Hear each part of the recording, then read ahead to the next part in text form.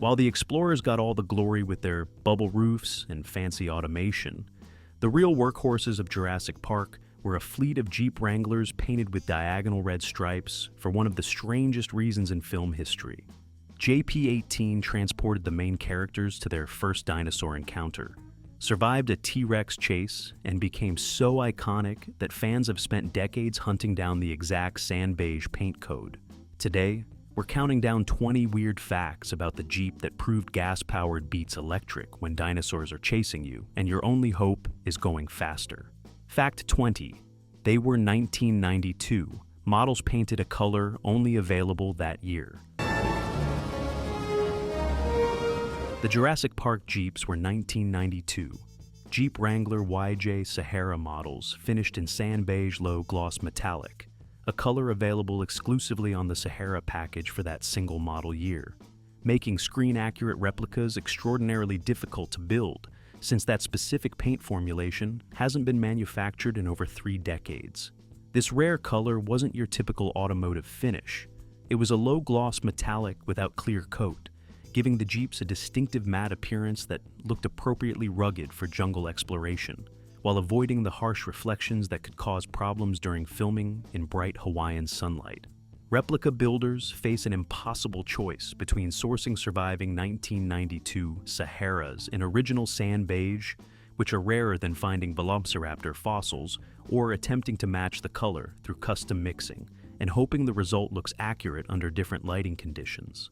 The 1993 through 95 Saharas came in different colors with clear-coated finishes, meaning even the same generation Wranglers can't provide the exact factory look without complete repainting. This single-year color availability has created a cottage industry of paint specialists claiming proprietary formulas that supposedly match the original sand beige, though nobody shares their recipes. And builders argue endlessly on forums about whose version looks most screen accurate. The 1992 Sahara's exclusivity also means these particular Jeeps command premium prices in the used market, with sellers knowing that Jurassic Park enthusiasts will pay significantly more for the correct base vehicle than they would for mechanically identical models from other years lacking that magical sand beige factory paint.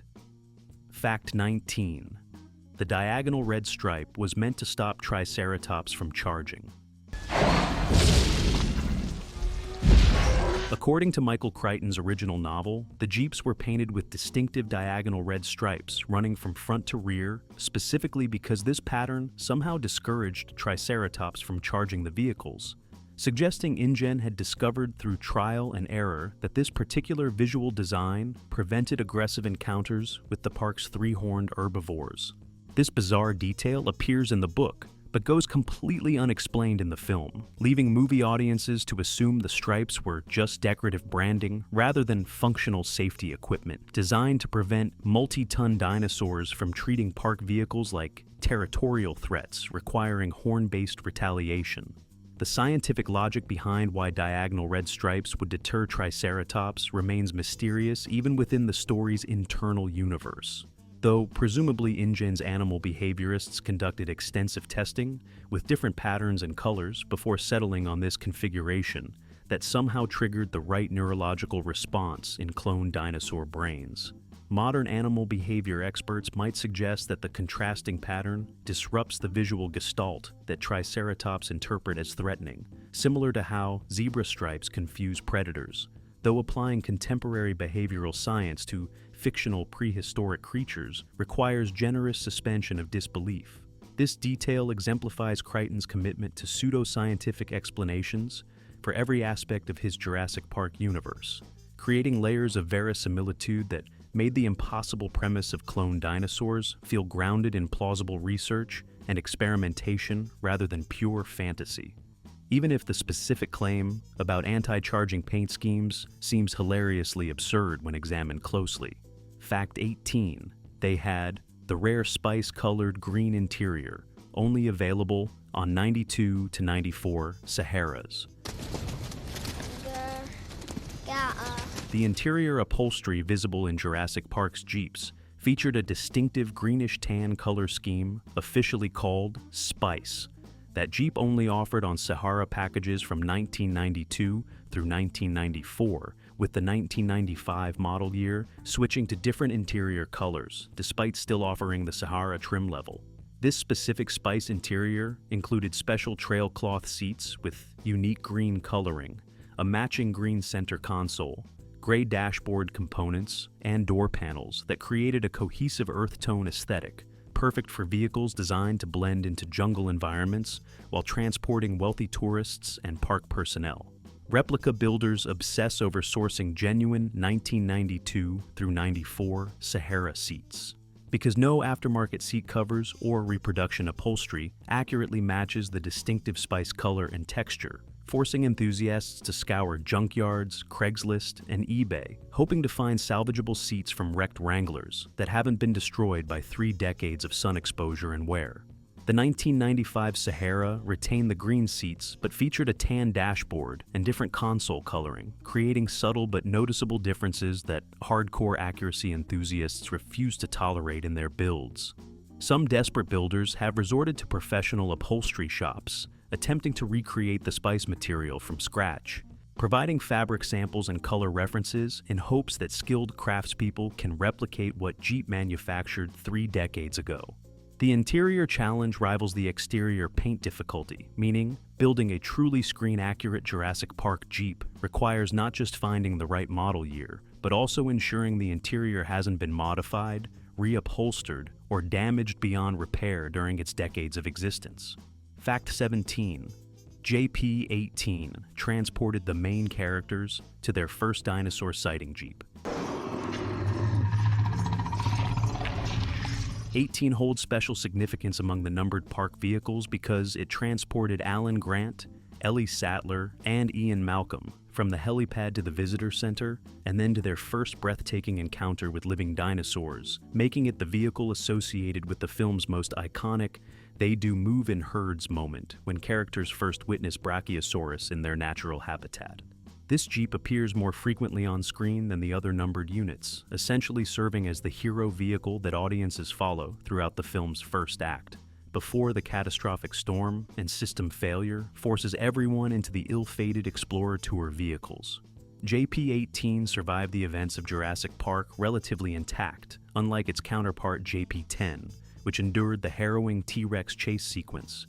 And this same vehicle reappears decades later in Jurassic World, when brothers Zach and Gray Mitchell discover it abandoned in the visitor center garage alongside JP29, covered in dust and vegetation, but still recognizable by its faded numbering and distinctive paint scheme.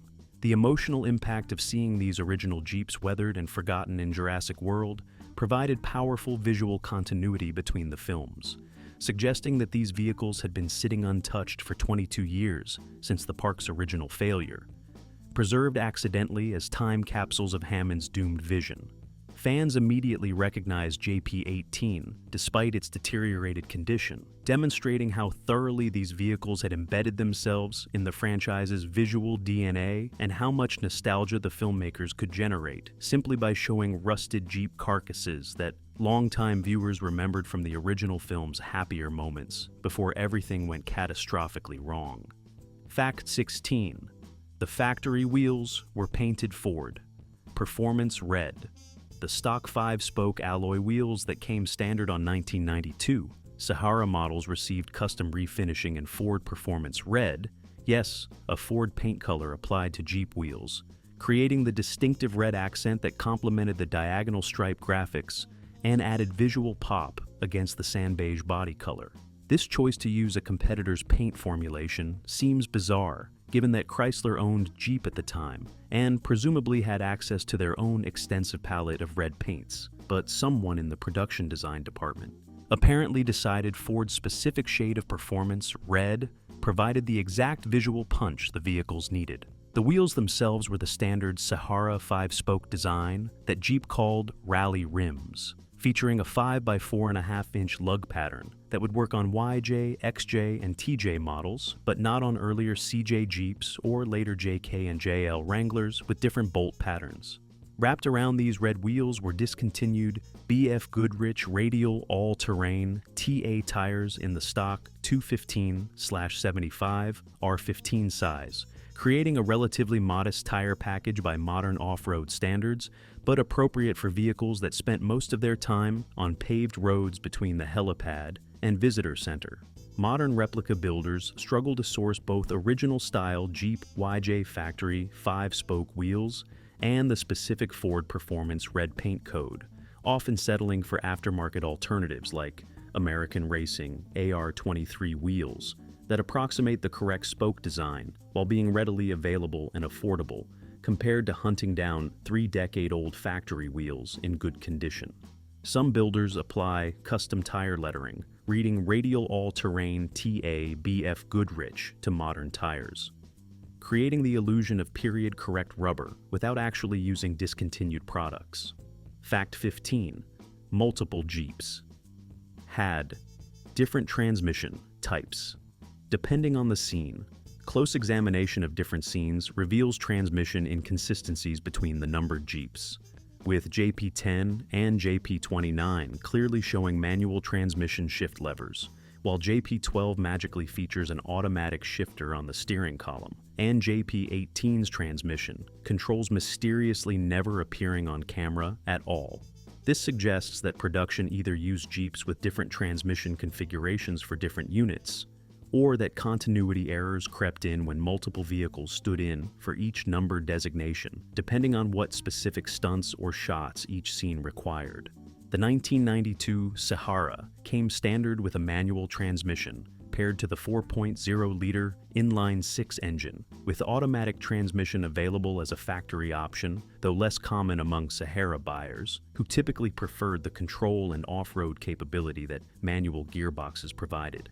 This transmission variety probably resulted from production needing multiple backup vehicles and purchasing whatever 1992 Saharas became available regardless of transmission type, then assigning them to different numbered units based on scene requirements rather than maintaining strict consistency. The most famous transmission moment occurs during the T-Rex chase when Robert Muldoon drives JP10 with Ian Malcolm injured in the back, frantically shifting through gears while trying to outrun Rexy, making the manual transmission's presence dramatically appropriate, even if it created continuity problems elsewhere in the film. These inconsistencies frustrate perfectionist replica builders who debate which transmission type their builds should feature: the more common and dramatically satisfying manual, or an automatic that might match certain background shots depending on which Jeep number they're recreating. Fact 14. They featured the controversial square headlights that divided Jeep purists. The YJ Wrangler generation that appeared in Jurassic Park featured rectangular headlights instead of the round headlights that had defined Jeep design since World War II, a styling choice that triggered fierce controversy among Jeep enthusiasts who considered the square lights heretical betrayal of the brand's heritage and visual identity. When Jeep introduced the YJ in 1987 as the replacement for the beloved CJ7, the square headlights became the most visually obvious and polarizing change, with purists arguing that Jeeps should maintain their traditional round headlight appearance regardless of modern aerodynamic or styling considerations. Jeep apparently heard these complaints because when the TJ Wrangler replaced the YJ in 1996, they reverted to round headlights, effectively admitting that the square light experiment had been a mistake that alienated the core customer base, even though the YJ sold extremely well and proved mechanically superior to the CJ models it replaced. For Jurassic Park replica builders, this means only 1987 through 1995. Wranglers provide the correct square headlight look, with any 96 or later TJ, JK, or JL models requiring extensive front-end modifications to install square lights that would look awkward and wrong on vehicles designed around round headlight openings. The square headlights actually help modern viewers immediately identify YJ Wranglers versus other Wrangler generations, making Jurassic Park Jeeps instantly recognizable even without their distinctive paint schemes, though whether this recognition comes from the film's influence or simply from the headlights being so visually distinctive and controversial remains debatable among automotive historians and Jeep enthusiasts, who continue arguing about square versus round headlights, 3 decades after Jeep settled the question by returning to traditional circular lights. Fact 13. Jeep released an official 30-year anniversary package in 2023. To commemorate Jurassic Park's 30th anniversary in June 2023, Jeep unveiled a limited edition appearance package available for 2018 through 2024 Wranglers, 2021 through 2024 Wrangler 4XEs, and 2020 through 2023 Gladiators, offering fans an officially licensed way to transform modern Jeeps into tribute vehicles. This $550 package included Jurassic Park-themed decals, featuring the iconic logo for doors and JP18 designation for the E1 hood, though it wasn't a 100% screen-accurate recreation, but rather incorporated recognizable elements adapted to fit modern body styles and design language that differs significantly from the 1992 YJ's boxy proportions. An optional transfer case knob insert featuring Jurassic Park graphics could be added for an additional $100, bringing the total package price to $650 for enthusiasts wanting every available branded element. Jeep limited production to just 100 numbered packages from 00 through 99, creating instant collectability and ensuring rapid sellout among fans who wanted official factory-backed Jurassic Park branding rather than aftermarket decals or custom paintwork. The packages provided legitimate bragging rights at Jeep meets and car shows, with official Jeep-OSH universal licensing, meaning these weren't bootleg tributes but authorized collaborations between the automaker and the film franchise.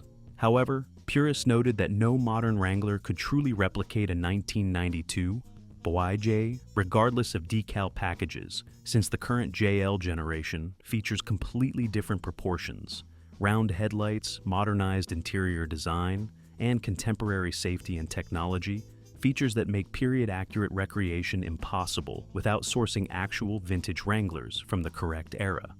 Fact 12. The 4.0-liter inline-6 became legendary. Because of this film, all 1992 Sahara models came standard with Jeep's 4.0-liter inline-6-cylinder engine, producing 160 horsepower and 220 pound-feet of torque, an engine that would become legendary for reliability, longevity, and off-road capability, partially because Jurassic Park showcased its ability to outrun tyrannosaurs and survive jungle punishment. This power plant, known internally as the 242 or simply the 4.0, represented Jeep's transition from older carbureted engines to modern fuel injection, with 1991 being the last year for carburetors before the 92 model year brought multi-point electronic fuel injection that improved power, efficiency, and reliability significantly. The 4.0 inline-6 would continue serving as Jeep's primary Wrangler engine through the TJ generation until 2006. Building a reputation for being nearly indestructible and capable of reaching 300,000 miles with basic maintenance. Though whether Jurassic Park influenced this reputation or simply benefited from showcasing an already excellent engine remains chicken and egg territory. Jeep enthusiasts still seek out vehicles equipped with this engine decades after production ceased, considering it superior to the later V6 engines that replaced it, and Jurassic Park's association definitely contributed to the 4.0's legendary status among fans who remember it, powering the vehicles that transported beloved characters through their prehistoric adventures. The engine's 160 horsepower seems modest by modern standards, where base Wranglers produce significantly more power, but in 1992, this represented respectable output for an off-road focused SUV, prioritizing low-end torque and reliability over outright speed or highway passing power. Fact 11. JP10 had no roll bar for the famous T-Rex chase. Jeep 10 stands out among the film's vehicles because it completely lacked the standard roll bar that came factory installed on every Wrangler, creating a distinctive open-top profile that proved cinematically essential during the film's most intense action sequence when Ellie Sattler and Robert Muldoon used this Jeep to rescue Ian Malcolm and subsequently flee from the escaped Tyrannosaurus Rex. The absence of the roll bar was necessary for filming the sequence where the Jeep crashes through a fallen tree during the chase, with the open roof allowing the vehicle to pass beneath the log that would have collided catastrophically with a standard roll cage and stopped the Jeep dead in its tracks. Removing a Wrangler's roll bar is mechanically straightforward but legally problematic in many jurisdictions, where rollover protection constitutes required safety equipment, meaning the vehicle may no longer be street legal once this structural element disappears, creating headaches for modern replica builders who want screen-accurate JP10 builds but also need to drive their Jeeps on public roads. Some builders install quick-release roll bars that can be removed for shows and photography, then reinstalled for actual driving, though this compromise sacrifices the permanent accuracy that purists demand. The roll bar deletion also means JP10 offered zero rollover protection for occupants, making it genuinely dangerous to drive aggressively through rough terrain, despite looking awesome on camera, though presumably stunt coordinators took appropriate safety precautions during the actual filming of chase sequences, even if those precautions weren't visible to audiences watching the finished product. Modern Jurassic Park Jeep communities extensively debate whether removing roll bars is worth the legal and safety risks just for accuracy, with most builders ultimately keeping their roll bars intact and accepting this deviation from JP10's unique configuration. Fact 10. All the Jeeps started as the top-tier Sahara trim package. Every Jurassic Park Jeep was a Sahara model representing the top-of-the-line Wrangler trim level, available in 1992, which included numerous factory upgrades and luxury features as standard equipment that weren't available on base or mid-tier Wrangler models. The Sahara package brought body-colored fender flares instead of black plastic, matching running boards integrated into the rocker panels, fog lights mounted in the front bumper, the distinctive 5-spoke alloy wheels, upgraded cloth interior with the special spice coloring, door panels with storage pockets, and various convenience features that made Saharas more comfortable for daily driving, compared to stripped-down base Wranglers intended purely for utilitarian work or serious off-roading. This choice to use top-spec Jeeps rather than cheaper base models makes sense for a theme park, supposedly sparing no expense on visitor and employee experience, with Hammond's philosophy extending beyond just cloning dinosaurs to providing comfortable, well-equipped transportation that wouldn't embarrass the park when wealthy investors and VIP guests arrived expecting first-class treatment throughout their stay.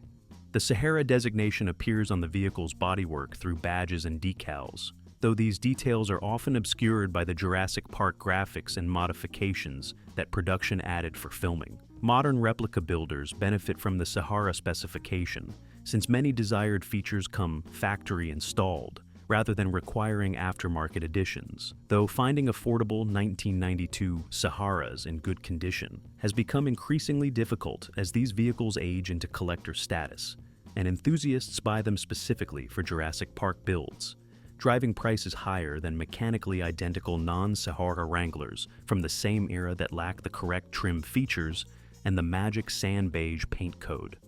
Fact 9. JP18 and 29 were rediscovered in Jurassic World. 22 years after the original park's catastrophic failure, brothers Zach and Gray Mitchell stumble upon JP18 and JP29, abandoned in the old visitor center garage during Jurassic World. Finding these original Jeeps covered in dust, vegetation, and decades of neglect, but still recognizable by their faded numbering and deteriorated paint schemes. This emotional callback provided powerful continuity between the 1993 original and the 2015 sequel, suggesting these vehicles had been sitting untouched since the island's evacuation, preserved accidentally as time capsules of Hammond's failed vision, rather than being salvaged, scrapped, or removed during Jurassic World's construction. The Mitchell brothers managed to repair JP29 enough to drive it back to the main Jurassic World facility, demonstrating the legendary reliability of that 4.0-liter inline-six engine that could still run after 2 decades of abandonment with just a battery replacement and basic mechanical attention. Meanwhile, JP18 serves as cover when Owen Grady and Claire Deering hide behind it during their encounter with the Indominus Rex, which unceremoniously shoves the historic Jeep into a wall, leaving its ultimate fate unknown, though presumably it was either destroyed by the hybrid dinosaur or crushed later during various catastrophic events. These cameo appearances thrilled longtime fans who immediately recognized the numbered Jeeps despite their weathered condition, with social media exploding during opening weekend as viewers spotted these Easter eggs connecting the new film to Spielberg's original. The discovery scene also reinforced the franchise's theme of hubris and failed ambition, with these rusted Jeeps serving as silent witnesses to how quickly nature reclaims human achievements left unattended in prehistoric environments. Fact 8. Dennis Nedry stole JP18 for his embryo. Heist. When InGen's disgruntled computer programmer, Dennis Nedry, executed his plan to steal dinosaur embryos for a rival corporation, he specifically chose JP18 as his getaway vehicle. Driving this Jeep toward the East Dock while the park's security systems were disabled, and tropical storm conditions provided cover for his corporate espionage, JP18 appears briefly but memorably during Nedry's ill-fated escape attempt, carrying him through the storm-lashed jungle until he gets hopelessly lost, crashes through a fake road barrier disguised to look like jungle foliage, and ultimately meets his gruesome end at the jaws of a venom-spitting Dilophosaurus that turns the Jeep into a death trap. This particular Jeep featured the automatic transmission visible on the steering column rather than the manual gearboxes seen in other numbered units, suggesting production chose this specific vehicle configuration for the Nedry sequences perhaps because the actor or stunt driver preferred automatic, or because the complicated driving choreography worked better without manual shifting. The Jeep's ultimate fate remains ambiguous. The film shows Nedry being killed inside or near the vehicle, but whether JP18 was later recovered, abandoned in the jungle, or destroyed during subsequent events never gets addressed in the franchise's continuity. Nedry's theft of JP18 also highlights the security vulnerabilities in Hammond's park design, where a single employee with sufficient access could simply take a vehicle and drive anywhere without encountering meaningful physical barriers or checkpoints. Though admittedly Nedry had specifically disabled most security systems as part of his heist plan, making this particular theft easier than it should have been under normal operational conditions. Fact 7. They featured front-mounted Warn winches for recovery operations.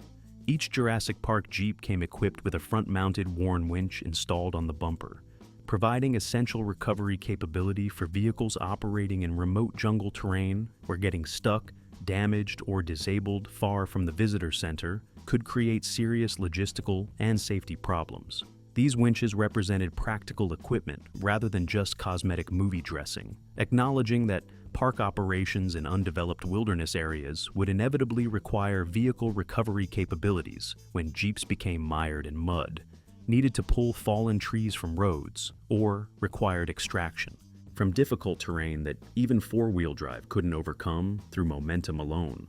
The Warn brand specifically was the gold standard for off-road winches in the early 90s and remains highly regarded today, known for reliability and pulling power that could extract stuck vehicles or provide anchor points for various recovery situations park maintenance crews might encounter.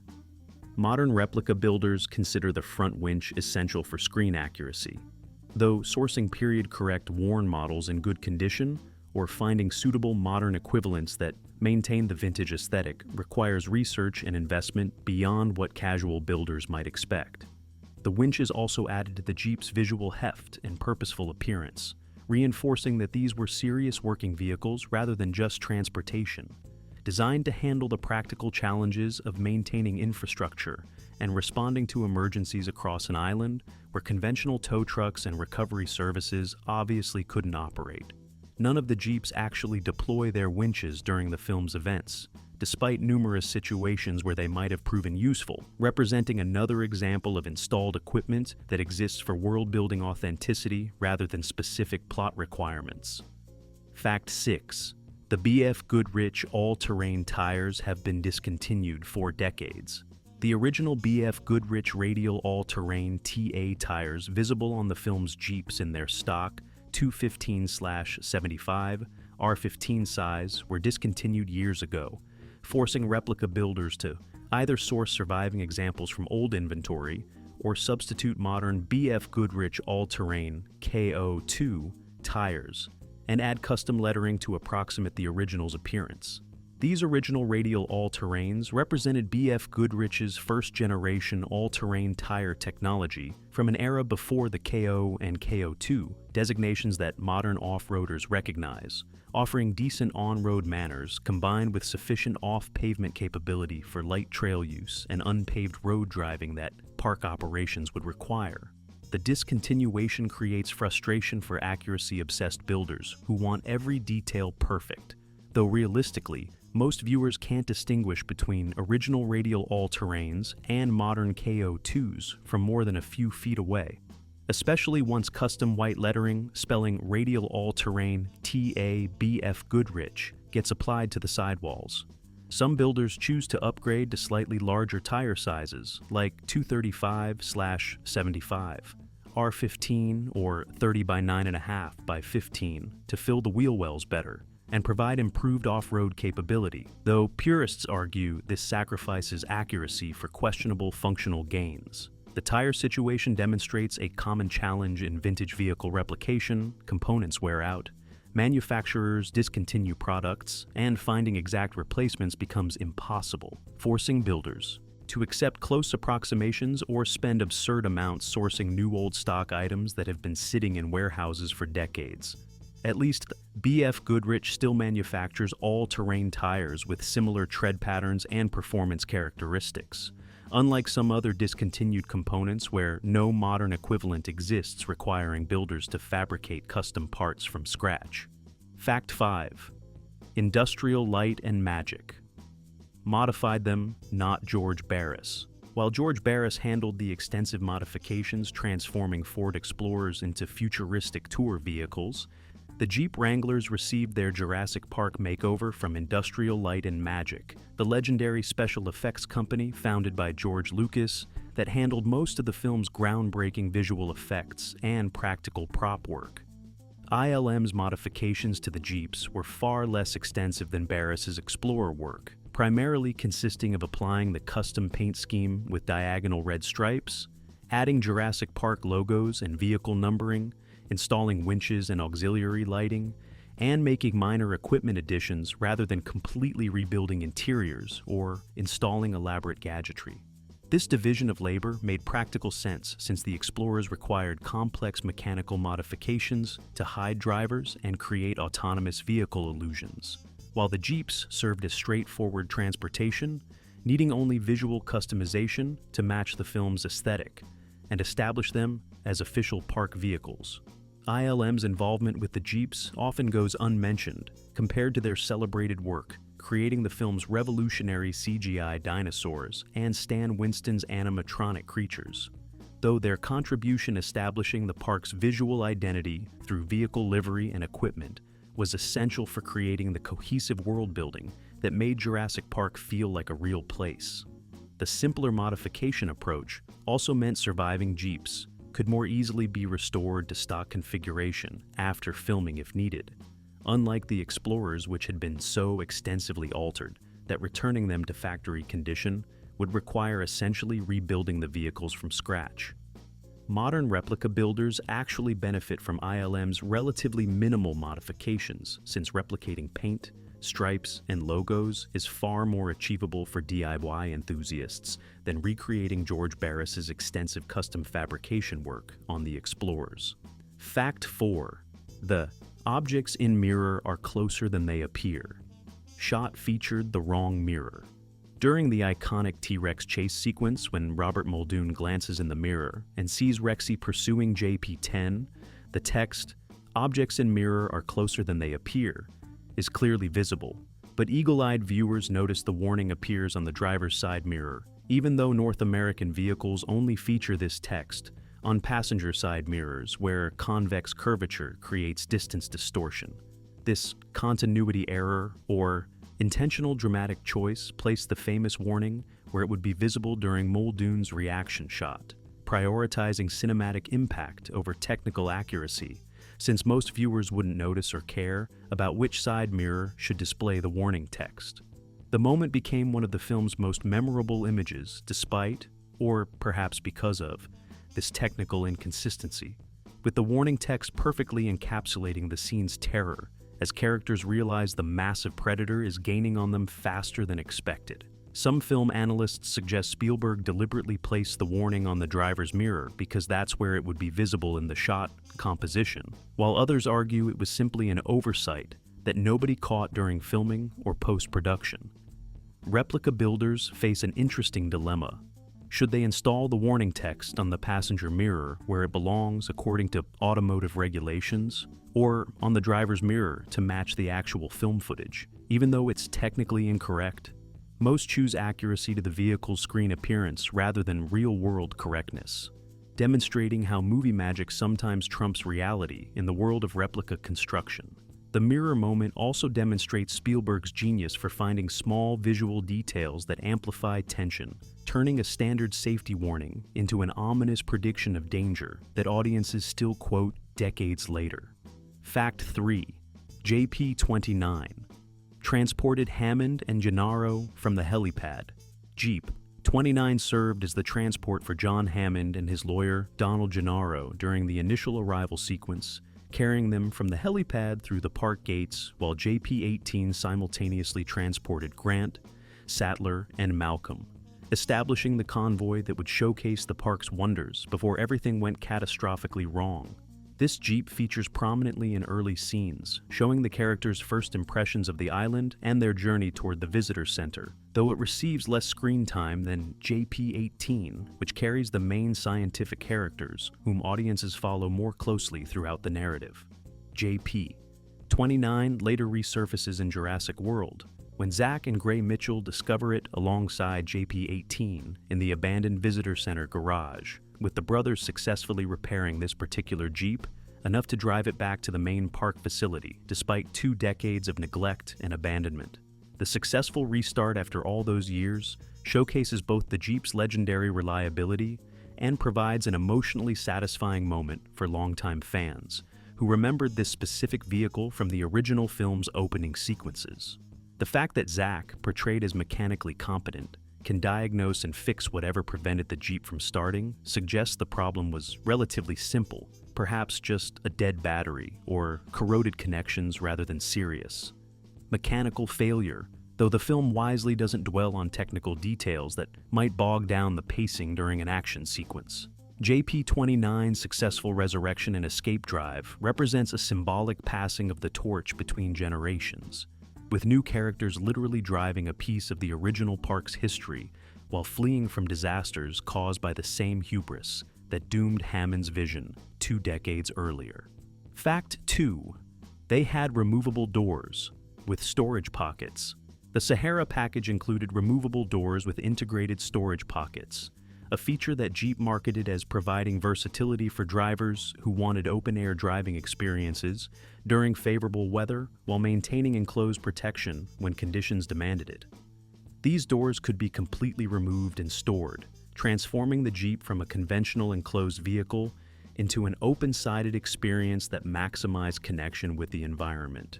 Theoretically perfect for dinosaur viewing, though perhaps less ideal when those dinosaurs decided to chase and attack the vehicles.